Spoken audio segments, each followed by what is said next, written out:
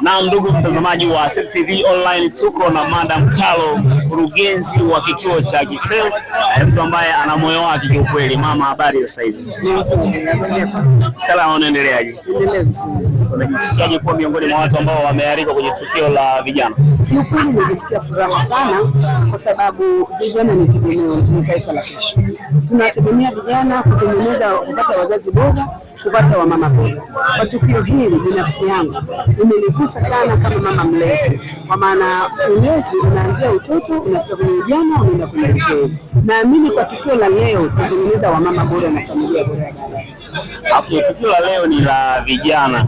Miongoni mwa changamoto za vijana ni kutokufika kwenye matukio kama haya.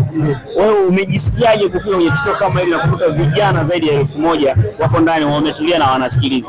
Kwa kweli nimejisikia vizuri, na hii imenipa picha kwamba sasa vijana wetu ni vijana waelewa, wana uhitaji na wameshagundua kwamba wanatamani kufikia ndoto zao.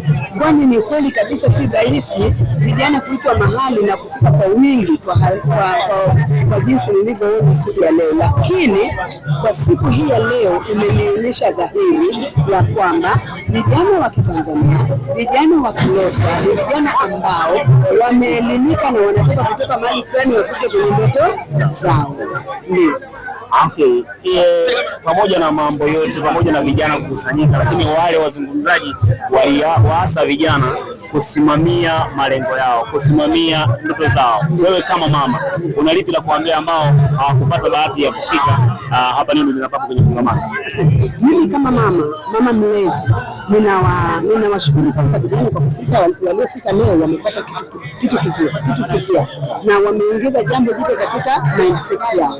Na nimetoa wazo au ushauri kwa vijana ambao hawakuweza kufika mahali hapa Linapapo leo kwenye kongamano, ya kwamba watakaposikia vijana wanaitwa, naomba waje wapate matibabu ya kufikia ndoto zao, kwa sababu unajua ili kufikia ndoto yako lazima upate muda kutengeneza akili, labda umeathirika sehemu fulani.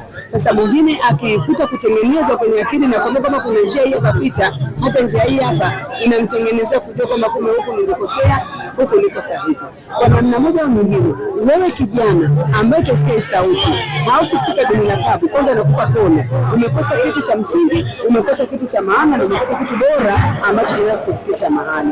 Ninakusihi sana usikiapo wito kama huu, naomba tafuta nafasi ufike, lakini jitahidi hata kumtafuta kijana mwenzio aliyefika, ongea naye, muulize kulikuwa na nini, ili siku nyingine na wewe usipange kukosa ufike, ili upate kufikia ndoto yako.